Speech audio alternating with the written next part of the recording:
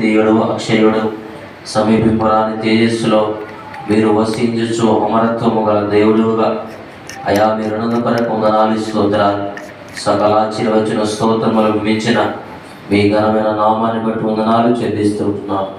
దేవతలందరికంటే పైన మహాత్యము గల మహారాజుగా మీరు ఉంటూ వచ్చినారు. ఘనమైన రాజునని సెలవిస్తూ వచ్చినారు. దేవా మహిమ గల రాజుగా మీరు ఉంటూ వచ్చినారు. దేవా యుగములకు రాజుగా మీరున్నారు. సర్వభూమికి రాజుగా మీరున్నారు. దేవా స్తోత్రాలు చెల్లిస్తుంటున్నాం. రాజులకు రాజుగా అయా మీరున్నారు. అయినప్పటికీ మా నిమిత్తమై తగ్గించుకున్నారు. మనిషిని పోలికగా పుట్టినారు. దాసుని స్వరూపాన్ని ధరించుకున్నారు. రిక్తులుగా చేయబడుతూ వచ్చారు. దేవ ఇదంతా కూడా మా కొరకే నాయన. స్తోత్రాలు చెల్లిస్తుంటున్నాం. దైవ దేవ ఘనత మహిమ ప్రభావాలు నీకే ఆరోపిస్తుంటున్నాం. స్తుతులకు పాత్రుడు, ఆరాధనలకు యోగ్యుడు. పేర్పులలో ప్రభా నీ వంటి వాడెవడనూ లేడు. పరిశుద్ధతను బట్టి మహనీయుడు. దయా స్తోత్రాలు చెల్లిస్తుంటున్నాం. సూర్యోదయం మొదలుకుని సూర్యాస్తమయం వరకు కూడా యెహోవా నామము, దేవా మీ నామము స్తుతినున్నదైనది. దేవా స్తోత్రాలు చెల్లిస్తున్నాం. యెహోవా దయాళుడు, ఆయనకు కృతజ్ఞత ఆస్తులు చెల్లించులని సెలవించిన రీతిగా దయగలటువంటి దేవుడు నాయన. కోపించుకొని వాత్సల్యతను చూపించే దేవుడు. స్తోత్రాలు చెల్లిస్తుంటున్నాం.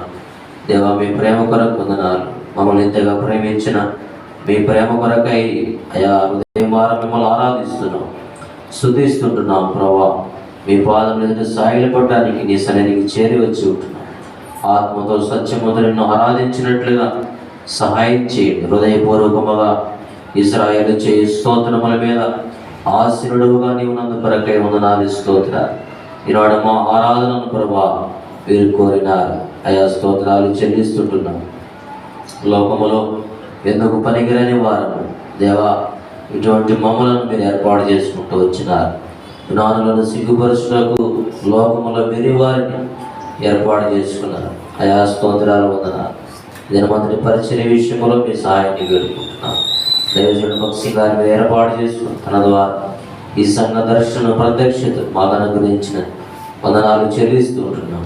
దేవా పాటల్లో సహాయం చేయండి. ఆరాధన వర్తమానములు ఆరాధించే సమయమును దీవెనికరంగా చేయండి. బలవర్తమానము మీ శరీరంలో రక్తములో పాల్పు పొందే సమయాన్ని దీవెనికర ఆశీర్వాదకరంగా చేయండి. మా ప్రేమను దర్శించి నడిపించండి.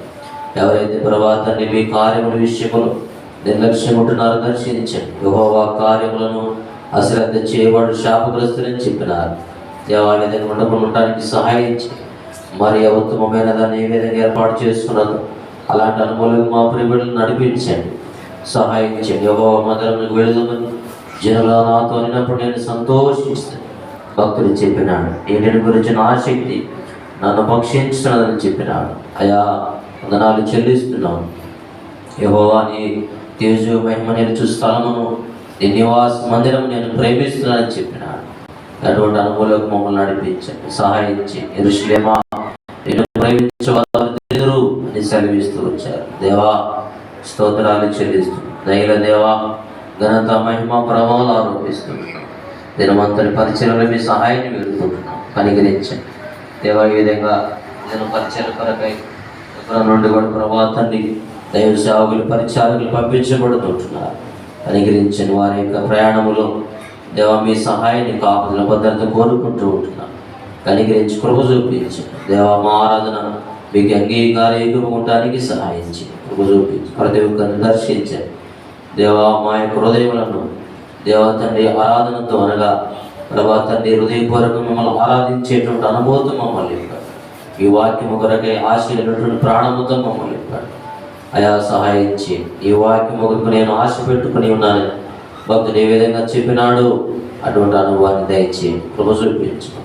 వందన స్తోత్రాలు చెల్లిస్తూ మా ప్రభువును రక్షకుడైన మా కాదు నీ కృపా సత్యను బట్టి నీ నామములకే దేవా మహిమ చెల్లినట్లుగా సహాయం చేయండి. మీరే మహిమ పొందవలసింది వేడుకుంటున్నాం. సింహాసనాసీనుడైనటువంటి దేవుడు మమ్మల్ని నడిపించవలసింది వేడుకుంటున్నాం. దుష్టుని కార్యము లయపరచండి ప్రభావ. కృప చూపించి ప్రాంగణం అంతా కూడా మీ సన్నిధితో నింపండి.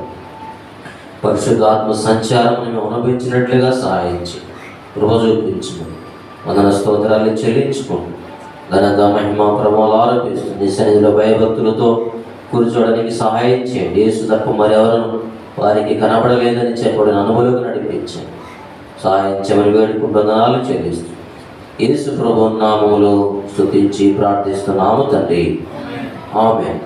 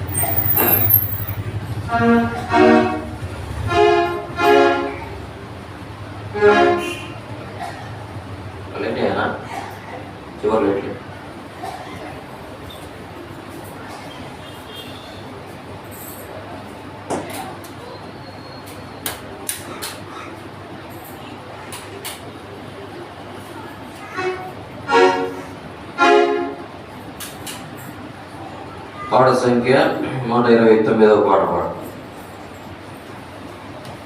పాట సంఖ్య 129.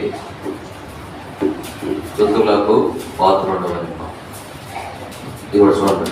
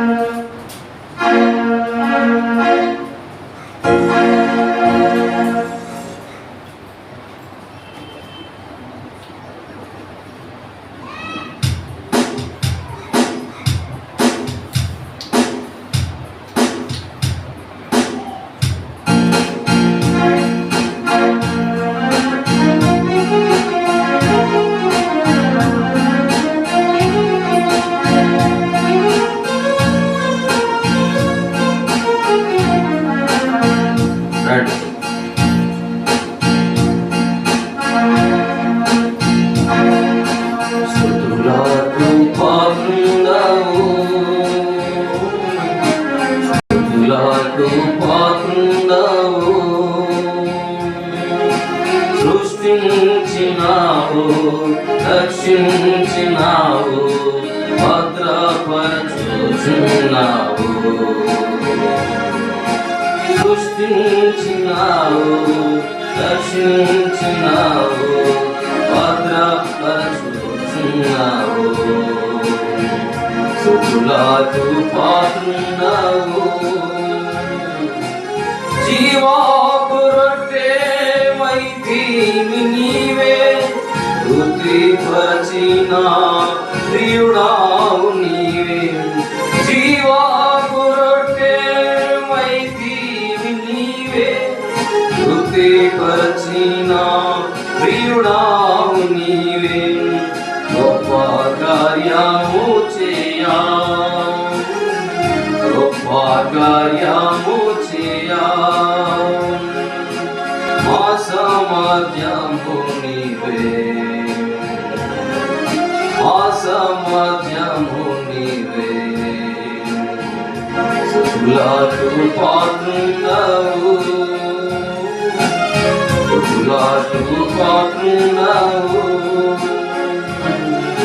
లోకమునకు వెలుగు నీవేగా, మా నేత్రముల తెరచితివిగా.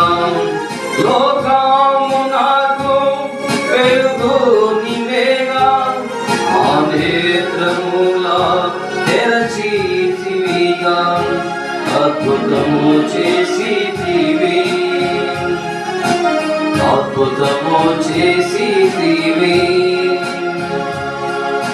మా ప్రకాశము నీవే,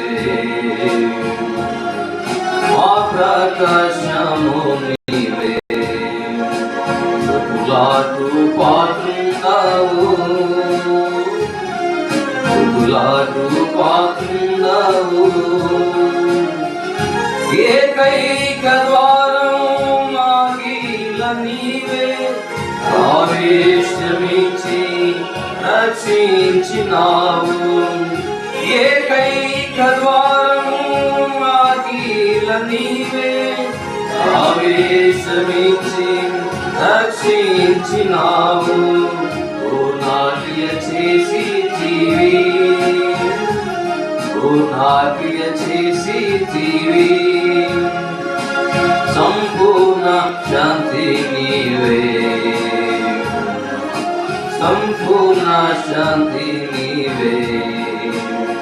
స్తుతులకు పాత్రుండవు, స్తుతులకు పాత్రుండవు. మంచి కావాలి మాకై నీవిలా, ప్రాణమునిచ్చి రక్షించితివి. మంచి కావాలి మాకై నీవిలా, ప్రాణమునిచ్చి రక్షించితివి. విడుదల చేసితివి, విడుదల చేసితివి. గొర్రెల నడిపేదావు,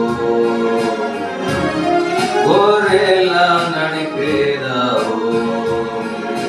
స్తుతులకు పాత్రుండవు, స్తుతులకు పాత్రుండవు.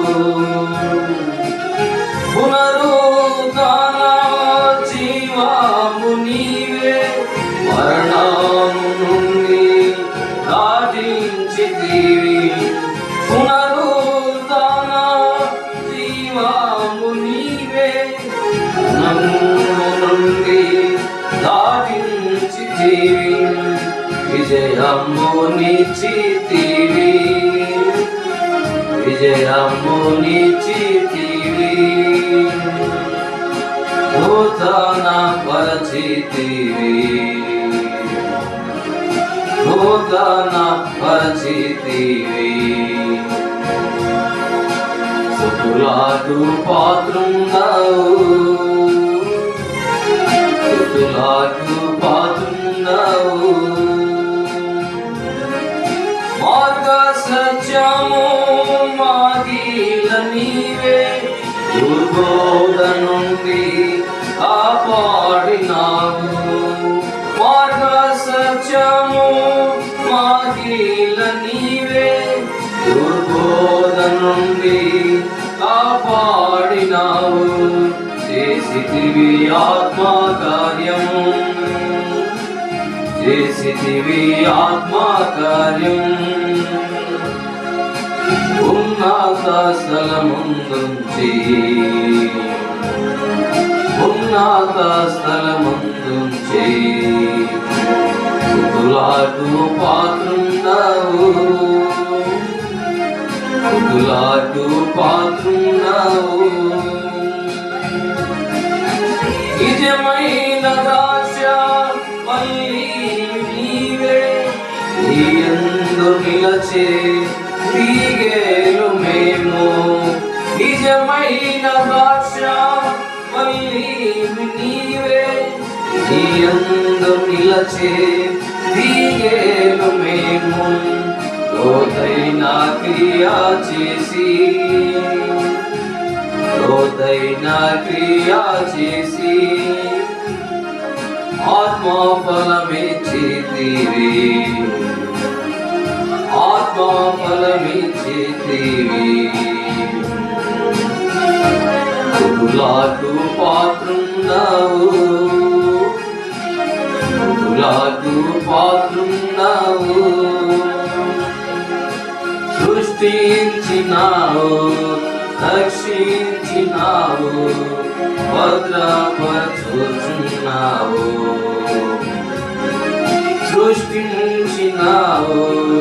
రక్షించినావు, భద్రపరచుచున్నావు. స్తుతులకు పాత్రుండవు,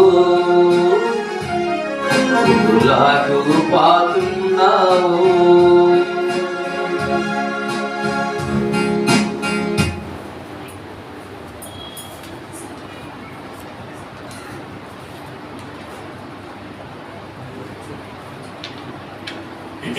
పాట సంఖ్య 122, దాంట్లో 120 ఉదయం అర్పించేదము ప్రభునకు స్తుతి ప్రశంసల.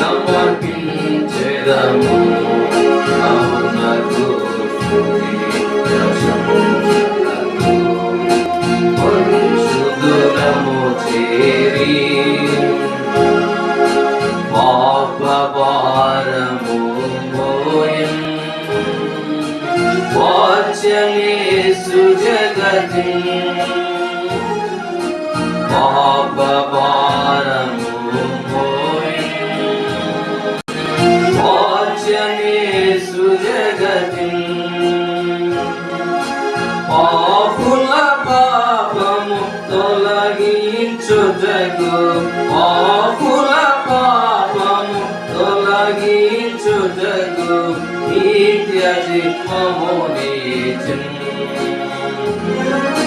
నిత్య జీవమునిచ్చెను.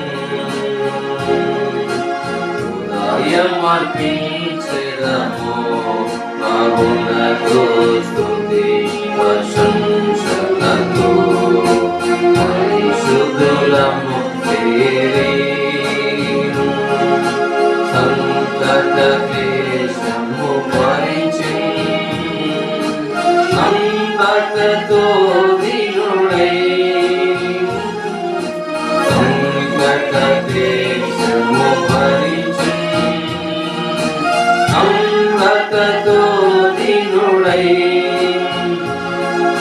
రక్షణ ద్వారము తెరచెను ప్రభువు, రక్షణ ద్వారము తెరచెను ప్రభువు, నిత్య నిరీక్షణనిచ్చెను, నిత్య నిరీక్షణనిచ్చెను.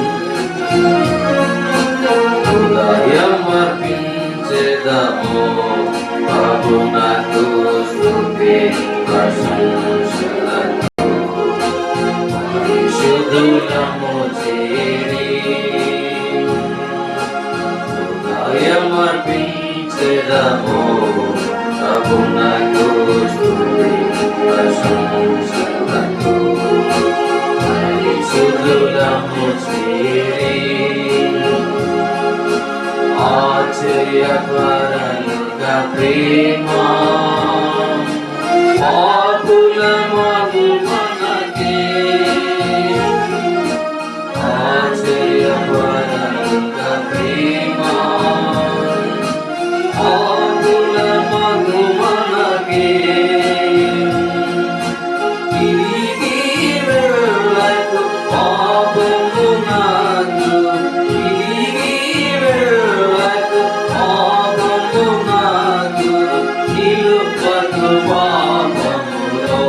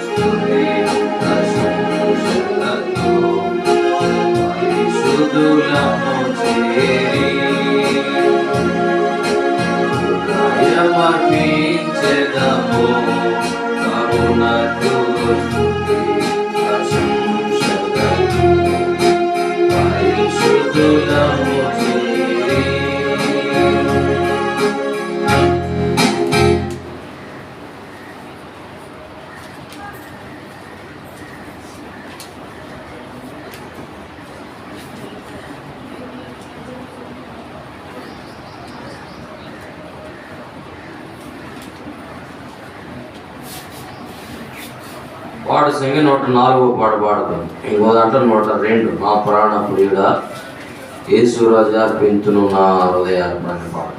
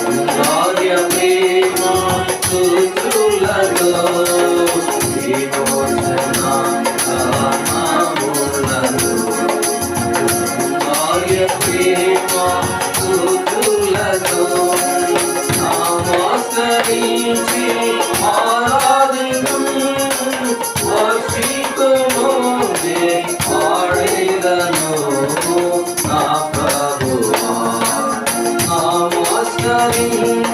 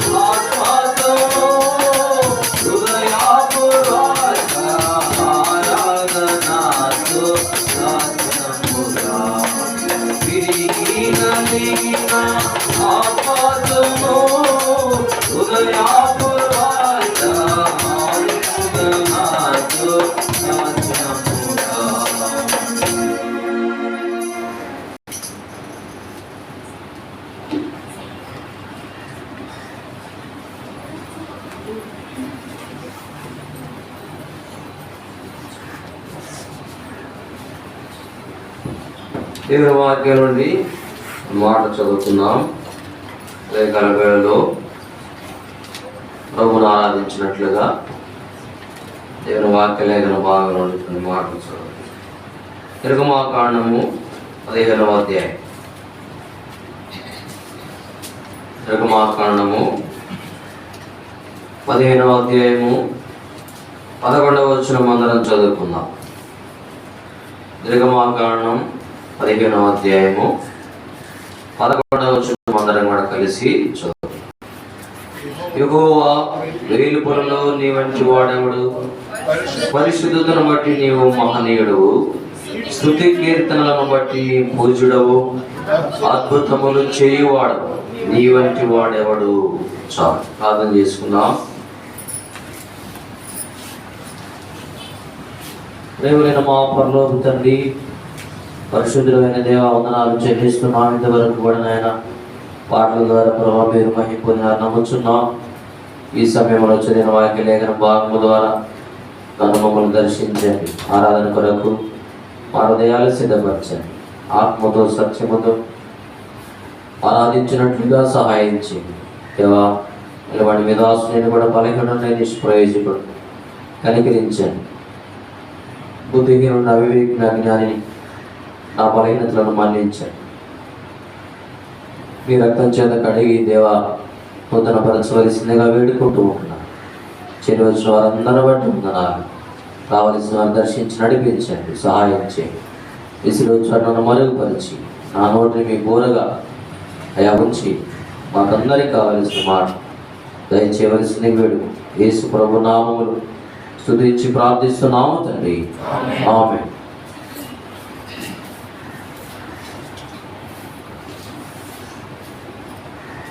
కాబట్టి ఇక్కడ 15వ అధ్యాయము 11వ వచనములో ఇశ్రాయేలు ప్రజలు వారు ఎర్ర సముద్రమును దాటి వచ్చిన తర్వాత వారు ఈ యొక్క కీర్తన పాడుతున్నారు. మోషేతో కూడా ఇశ్రాయేలు ప్రజలు వారందరూ కూడా ఈ కీర్తన పాడుతూ ఉంటున్నారు. కాబట్టి ఈ కీర్తన పాడుతూ 11వ వచనంకి వచ్చేసరికి ఏమంటున్నారంటే, యెహోవా వేలుపులలో నీ వంటి వాడెవడు అని అక్కడ మాట్లాడుతూ ఉంటున్నారు. కాబట్టి ప్రభువు మన జీవితంలో చేసినటువంటి కార్యములను బట్టి, మేలులను బట్టి, పొందినటువంటి అనుభవాలను బట్టి, పొందిన మేలును బట్టి ఏం చేయాలంటే మౌనముగా ఉండకుండా కీర్తన పాడేవారంగా మనం ఉండాలి. ప్రభు మన జీవితంలో ఎన్నెన్నో గొప్ప కార్యములు చేస్తున్నాడు. కాబట్టి ఒక దినము గడిచినదంటే దేవుని యొక్క గొప్ప కార్యమే మన పట్ల, దేవుని యొక్క దయనే, దేవుని యొక్క ఆశ్చర్య కార్యమే. కాబట్టి అందుకని ఇక్కడ ఇశ్రాయేలు ప్రజలు కూడా దేవుడు వారి పక్షంగా చేసినటువంటి కార్యాన్ని బట్టి వారు మర్చిపోగా ఏం చేశారంటే వాళ్ళు ఏమంటే కీర్తన పాడుతూ ఉన్నారు.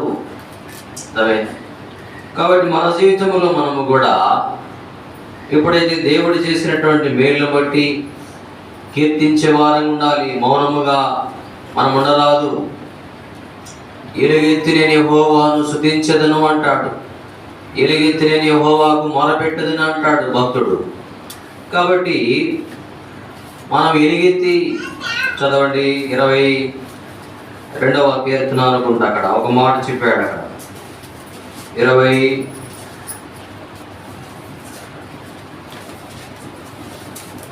22వ కీర్తన 25వ వచనం, మహా సమాజములో నిన్ను గురించిన కీర్తన పాడేదును.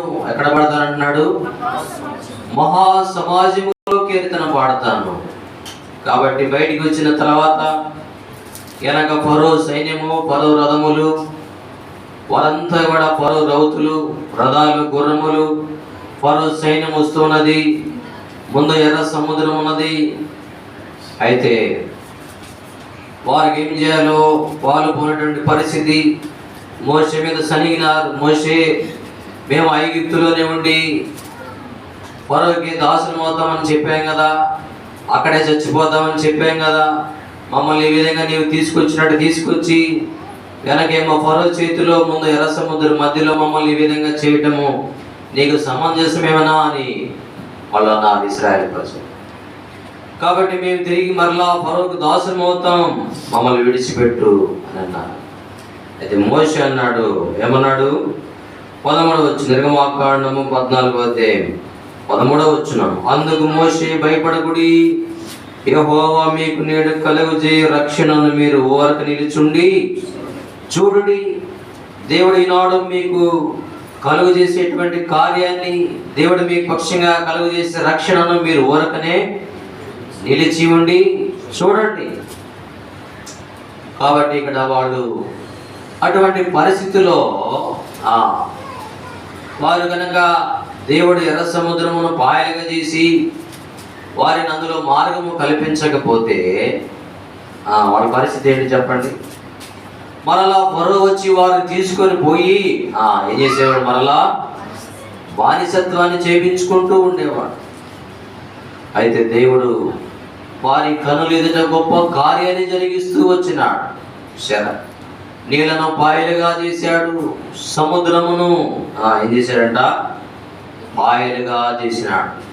అందుకే అన్నాడు అక్కడ యెషయా గ్రంథం 45వ అధ్యాయం చూడండి, అక్కడ ఒక మాట చెప్పాడు. యెషయా గ్రంథం 45వ అధ్యాయము 2వ వచనం,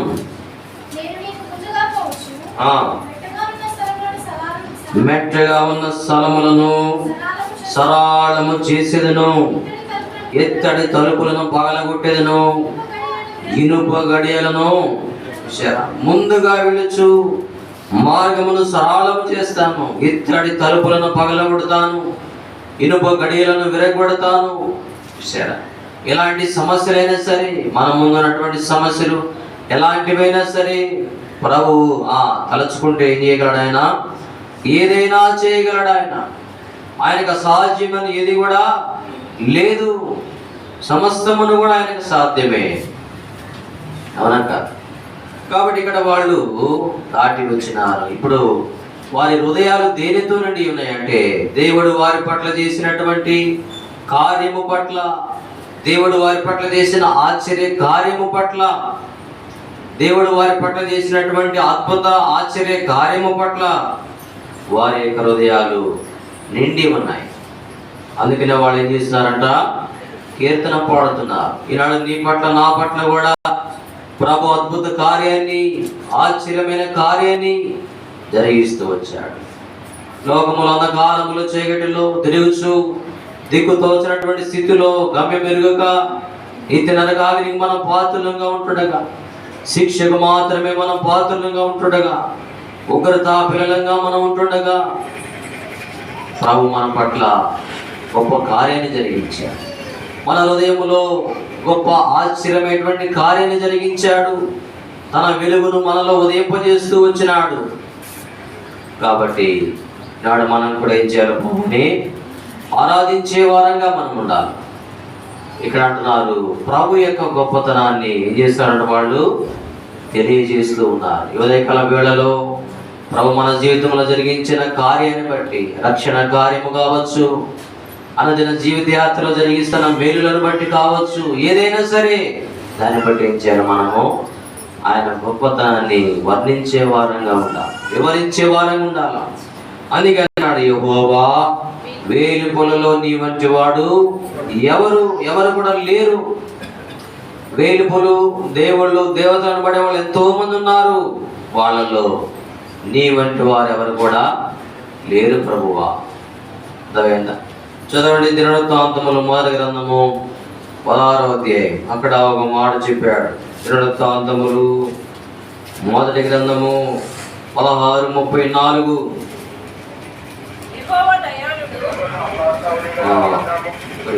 దినవృత్తాంతములు 1వ గ్రంథం 16:25. యెహోవా మహాఘనత వహించిన వాడు, ఆయన బహుగా స్తుతి నొందదగిన వాడు. మహాఘనత వహించిన వాడు ఆయన, బహుగా స్తుతి నొందదగిన వాడు. వేలుపులలో ఆయన వంటి వారు ఎవరు కూడా లేరు అన్నా కూడా ఒక మాట అంటది. సమూయేలు 1వ గ్రంథం 2వ అధ్యాయం 2వ వచనం, యెహోవా వంటి పరిశుద్ధ దేవుడు ఒకడును లేడు, నీవు తప్ప మరి ఏ దేవుడునో లేడు. యెహోవా అనంత జ్ఞానియగు దేవుడు, ఆయనే క్రియలను పరీక్షించువాడు. అనంత జ్ఞానియగు దేవుడు ఆయన. యెహోవా వంటి పరిశుద్ధ దేవుడు ఒకడను లేవు. చూశారా? కాబట్టి వేలుపులలో 95 కీర్తన 3వ వచనం చెప్పాడు ఏమని? దేవతలందరికంటే పైన మహాత్మ్యము గల మహారాజుగా ఆయన ఉన్నాడు. చూశారా? దేవతలందరికంటే పైన. అర్థమైందా? ఇర్మీయా గ్రంథం 10వ అధ్యాయం 10వ వచనం చదవండి. ఇర్మీయా గ్రంథం 10వ అధ్యాయం 10వ వచనం.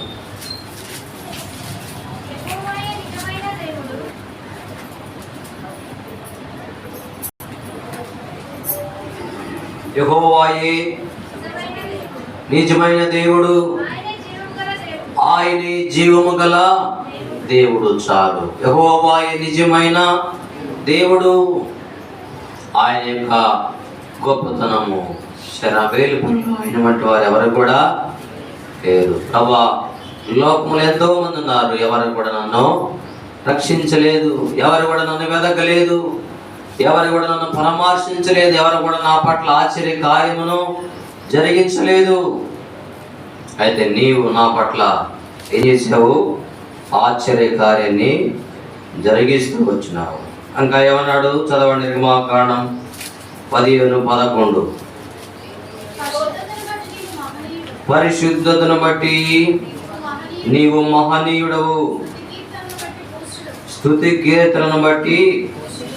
చాలు. కాబట్టి పరిశుద్ధతను బట్టి ఎలాంటి వాడంట? ఆయన మహనీయుడు. పరిశుద్ధతలో మహనీయుడు ఆయన. పరిశుద్ధత కలిగినటువంటి దేవుడు. ప్రకటన గ్రంథం 15వ అధ్యాయము 4వ వచనంలో ఒక మాట చెప్పాడు. చదవండి. ప్రకటన 15:4.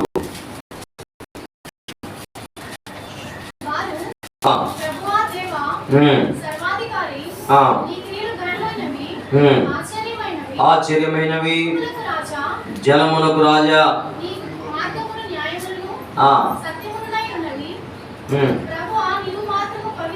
ప్రభువా నీవు మాత్రము పవిత్రుడవు. చూసారా? ఆయన ఒక్కడే పవిత్రుడైనటువంటి దేవుడు. చూసారా? ఎలాంటి వారం? అపరిశుద్ధులము. ఎఫెసీ రాసిన పత్రిక 4వ అధ్యాయం 17వ వచనములో అక్కడ చెప్పాడు మనం ఎలాంటి వారము. ఎఫెసీ 4:19వ వచనం. వారు సిగ్గులేని వారయుండి నానా విధమైన అపవిత్రతను అత్యాశతో జరిగించుటకు తమను తామే కాముకత్వమునకు అప్పగించుకొనిరి. నానా విధమైనటువంటి అపవిత్రతను అత్యాశతో జరిగించిన వారము, అపరిశుద్ధులము, పరిశుద్ధత లేని వారం. అయితే దేవుడు ఎలాంటి వాడంట? పరిశుద్ధుడైన. నీవు మాత్రమే. ఆయన ఒక్కడే పరిశుద్ధుడైనటువంటి దేవుడు ఆయన. సరే, కాబట్టి ఉదయకాల వేళల్లో దేవా నీవు పరిశుద్ధుడవు, ఇలాంటి దేవుడు నాకు దొరికినావు, ఇలాంటి దేవుడు నా జీవితంలో నీవు దేవుడుగా ఉన్నావు నాయన. స్తోత్రాలు వందనాన్ని ఆరాధించాలి. వేలుపుల్లో ఎవరు కూడా ప్రభా నీ ఇంటి వారు లేరు, ఎవరు కూడా నీలాగా అద్భుత ఆశ్చర్య కార్యములు జరిగించేవారు లేరు. చదవండి. కీర్తన గ్రంథం 35వ అధ్యాయం 10వ వచనం. కీర్తన 35:10. అప్పుడు యెహోవా నీ వంటి వాడెవడు? మించిన బలము గల వారి చేతి నుండి దీనులను, దోచుకున్న వారి చేతి నుండి దీనులను, దరిద్రులను విడిపించువాడు నీవే అని. చూసారా? మించిన బలము గల వారి చేతి నుండి దీనులను. మించిన బలము గలవాడు ఫరో. ఇలాంటి ఫరో చేతి నుండి వీళ్ళని ఏం చేశాడు? ప్రభు విడిపించాడు, తప్పించినాడు. అర్థమైందా? కాబట్టి మన ప్రభువారు కూడా మనల్ని తప్పించినాడు. లోక బలము నుండి, శత్రు బలము నుండి, అపవాది చెర నుండి వాళ్ళు విడిపిస్తూ వచ్చినాడు, రక్షించినాడు, గొప్ప కార్యాన్ని జరిగించినాడు. కనుక 136వ కీర్తన 4వ వచనం చదవండి. 136:4.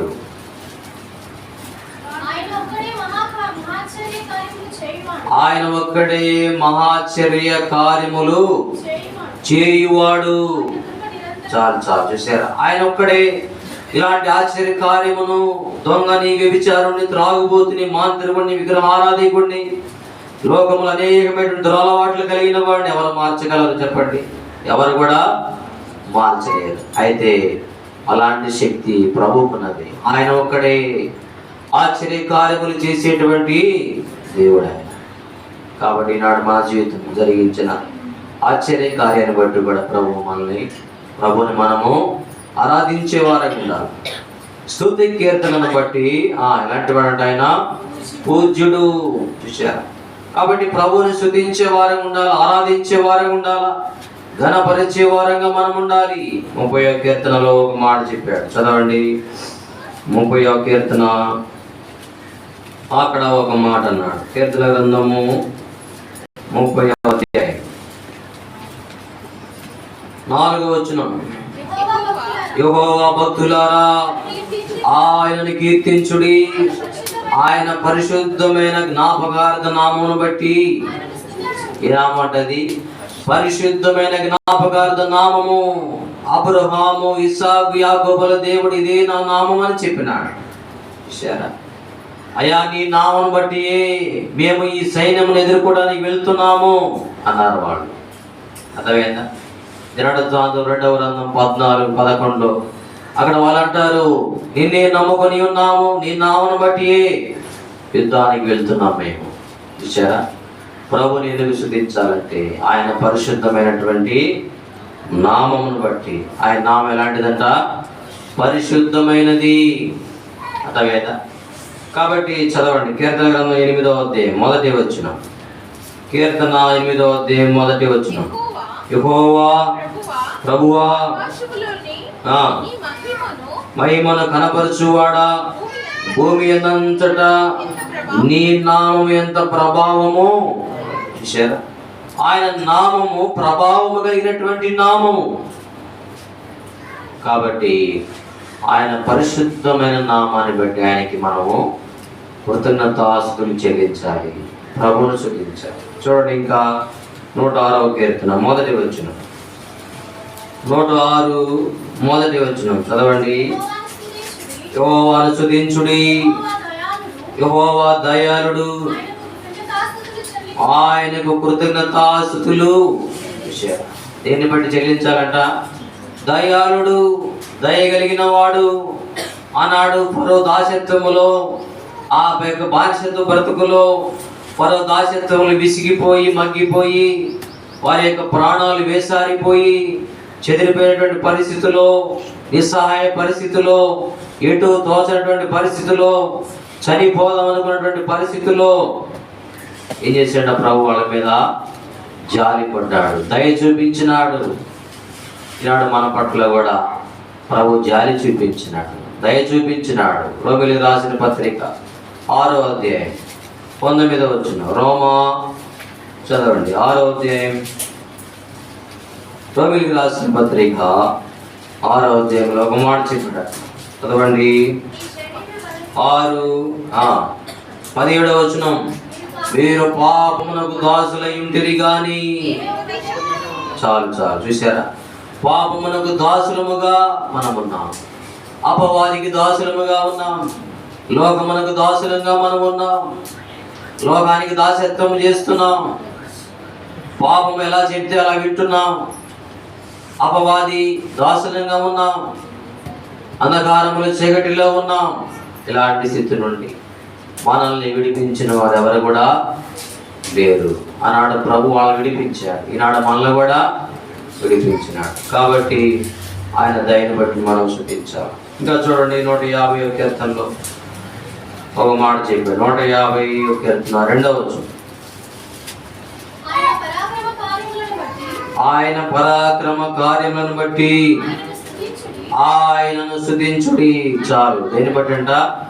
పరాక్రమ కార్యములు, ఆశ్చర్య కార్యములు, అద్భుత కార్యములు. అందుకే 40వ కీర్తన 5వ వచనం ఏమన్నాడు? చదవండి. 40వ కీర్తన 5వ వచనం. యెహోవా నా దేవా, నీవు మా ఎడల జరిగించిన ఆశ్చర్య క్రియలను. చాలు. మా ఎడల జరిగించిన ఆశ్చర్య క్రియలు. ఎన్ని కార్యాలు చేశాడు దేవుడు నాటి నుండి నేటి వరకు జీవిత యాత్రలో. కాపాడుతూ, ఆదరిస్తూ, భద్రపరుస్తూ, పోషిస్తూ, సంరక్షిస్తూ, కంటికి కనుపాప వలె మంచి కాపరిగా జీవిత యాత్ర నడిపిస్తూ ఎన్నెన్నో ఆయన చేసినటువంటి కార్యములు, క్రియలు కంటికి కనబడలేదు, చెవికి వినబడలేదు, హృదయానికి గోచరము కానటువంటి గొప్ప కార్యములు, ఆశ్చర్య కార్యములు ఎన్నో జరిగిస్తూ వచ్చినాడు. వాటన్నింటిని బట్టి ఉదయకాలంలో ప్రభువును స్తుతించారు. ప్రభుని వారు స్తుతిస్తున్నారు. స్తుతి కీర్తనను బట్టి పూజ్యుడు. ఎందుకు ప్రభుని స్తుతించాలంటే ఆయన పరిశుద్ధమైన నామాన్ని బట్టి. రెండవదిగా మనం ఏం చూస్తూ వచ్చాము? ఆయన దయను బట్టి. మూడవదిగా ఆయన పరాక్రమ కార్యములను బట్టి. నాలుగవదిగా నాడు 135వ కీర్తన 2వ వచనంలో ఒక మాట చెప్పారు. 135:2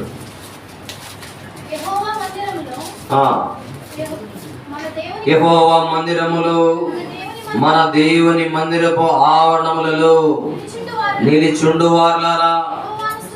ఎందుకని స్తుతించాలి? దేవుని మందిరంలోనికి, ఆయన ఆవరణంలోనికి తీసుకొచ్చిన. ఎట్లా రాగలిగాం మనము? దేవుని మందిరంలోనికి, ఆవరణంలోకి ఎలా ప్రవేశించగలిగాం? భక్తులు అన్నాడు 5వ కీర్తనలో. ఏమన్నాడు? చదవండి. 5 కీర్తన గ్రంథము 5వ అధ్యాయం 7వ వచనం. దేవుని మందిరంలోనికి ఎలా ప్రవేశించగలుగుతూ వచ్చాము? కారణం చెప్పాడు అక్కడ.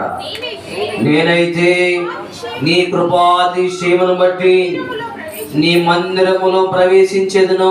చాలు చూసారా ఎట్లా వచ్చాడంట మందిరంలోనికి? కృపాతిశయమును బట్టి, దేవుని కృపను బట్టి ఇంటిలోకి రాగలుగుతూ వచ్చినాడు. ఈనాడు మనం కూడా లోకములో బయట జీవిస్తూ, నివసిస్తూ, పాపములో మునిగి తేలియాడుతూ, అనేకమైన అలవాట్లు కలిగి జీవిస్తున్నటువంటి మనము దేవుని మందిరంలోకి ఎలా రాగలిగామంటే ప్రభు మన జీవితంలో జరిగించిన ఆశ్చర్యమైన రక్షణ కార్యమును బట్టి, మనోనేత్రములు వెలిగించిన కారణాన్ని బట్టి, ఆయన వెలుగును మన పట్ల చూపించిన దాన్ని బట్టి, ఆయన వెలుగును మన మీద ఉదయింపజేసిన దాన్ని బట్టి. కాబట్టి ఈ ఉదయకాల వేళలో ప్రభువును మనం కూడా ఆరాధించేవాడు. ఆయన గొప్పతనాన్ని బట్టి చూసారా? ఆయా వేలుపులలోని వంటి వాడు ఎవడ కూడా లేడు ప్రభువా. ఇలాంటి గొప్ప దేవుడు ఈనాడు నేను కలిగి ఉన్నాను. 33వ కీర్తన 11వ వచనం.